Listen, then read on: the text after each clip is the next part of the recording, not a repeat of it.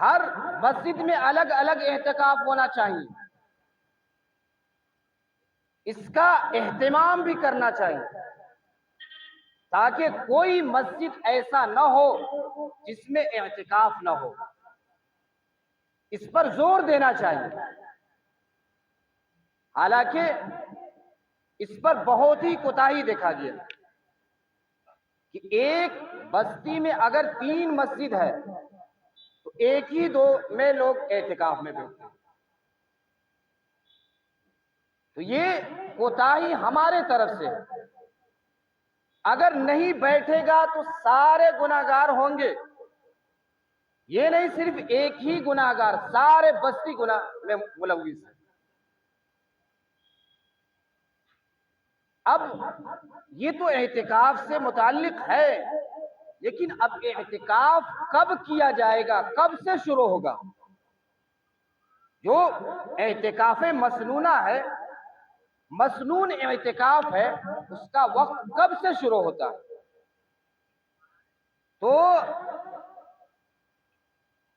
21ویں رمضان کی شب سے، شب کے معنی رات کے، رات سے پہلے پہلے جو شام ہوتا ہے، شام سے پہلے ہی سے کچھ دیر پہلے سے مسنون اعتکاف شروع ہو جاتا ہے۔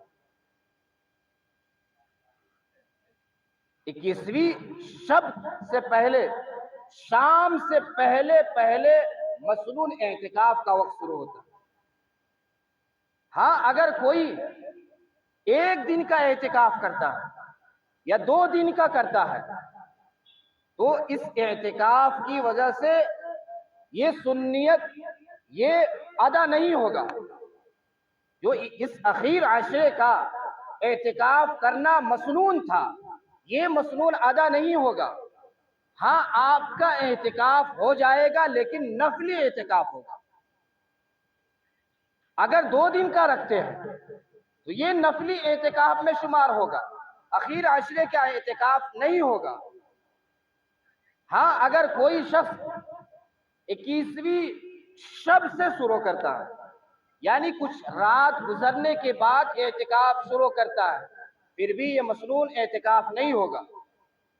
اگر کوئی 21ویں کے صبح سے کرتا ہے تو پھر بھی یہ مسنون والا اعتکاف نہیں ہوگا، اخیر عشرے کا اعتکاف نہیں ہوگا، وہ نفلی اعتکاف میں شمار ہوگا۔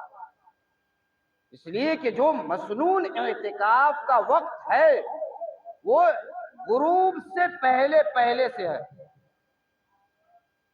اگر ہم کچھ رات گزرنے کے بعد رکھتے ہیں تو کچھ حصہ ہمارا رہ جائے گا، ہمارا کچھ حصہ باقی رہ جائے گا، اس لیے یہ اعتکاف میں شمار نہیں ہوگا۔ اعتکاف ہوگا لیکن نفلی اعتکاف ہوگا۔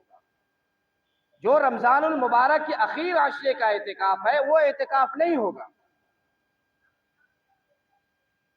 اور اسی طرح اعتکاف کی فضیلت بھی ہے۔ اعتکاف ایک ایسی عبادت ہے کہ جس میں محنت کم، مشقت کم، لیکن اجر و ثواب بہت زیادہ۔ اگر کوئی انسان خواہ کتنا ہی شوقین کیوں نہ ہو، وہ عبادت کا شوقین ہے، 24 گھنٹہ عبادت کرتا ہے، لیکن کوئی ایسا وقت ضرور آتا ہے کہ اس کا تسلسل ختم ہو جاتا ہے۔ جو لگاتار کرنے کا ہے وہ کسی نہ کسی وقت میں جا کر اکتاہٹ ہو جاتی ہے، یا ملال ہوتا ہے، یا بوریت محسوس ہوتا ہے، جس کی وجہ سے وہ سلسلہ ختم ہو جاتا ہے۔ لیکن اعتکاف ایک ایسا عمل ہے، وہ 24 گھنٹہ، ہر لمحہ، ہر سیکنڈ اعتکاف میں شمار ہوگا، عبادت میں شمار ہوگا۔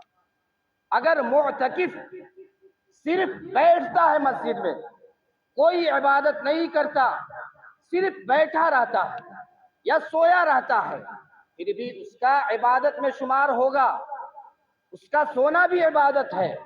اگر بیٹھا ہوا ہے پھر بھی عبادت میں شمار۔ یہ کتنا آسان ہے، محنت کم ہے لیکن اجر و ثواب میں بہت زیادہ ہے۔ اسی طرح ایک اور حدیث میں ہے کہ معتکف کے لیے جو چیز اعتکاف کی وجہ سے ممنوع ہو جاتی، حالانکہ وہ جائز تھا، وہ حرام نہیں ہے، لیکن اعتکاف کی وجہ سے منع ہے، جیسے کہ جنازے کے ساتھ شرکت کرنا معتکف کے لیے منع ہے۔ اسی طرح بیماروں کی عیادت کرنا، دیکھ بھال کرنا، وہ بھی منع ہے، لیکن یہ کام سے منع ہے لیکن ثواب میں برابر ہے۔ اگر کوئی ایک عام انسان جنازے کے ساتھ شرکت کرتا یا بیماروں کو دیکھ بھال کرتا ہے، جو ثواب اس کا لکھا جائے گا وہی ثواب معتکف کو بھی، اعتکاف میں بیٹھنے والوں کو بھی لکھا جائے گا، حالانکہ اس نے کچھ نہیں کیا، جنازے کے ساتھ شرکت بھی نہیں کیا، نہ مریضوں کی عیادت کی، پھر بھی اتنا ہی ثواب لکھا جاتا۔ اس لیے اس کا ہر ہر لمحہ، ہر منٹ عبادت میں ہے۔ یہ جو منع ہے یہ اعتکاف کی وجہ سے منع ہے، تو یہ بہت زیادہ اس میں ثواب ہے۔ کہا جاتا ہے جیسا کہ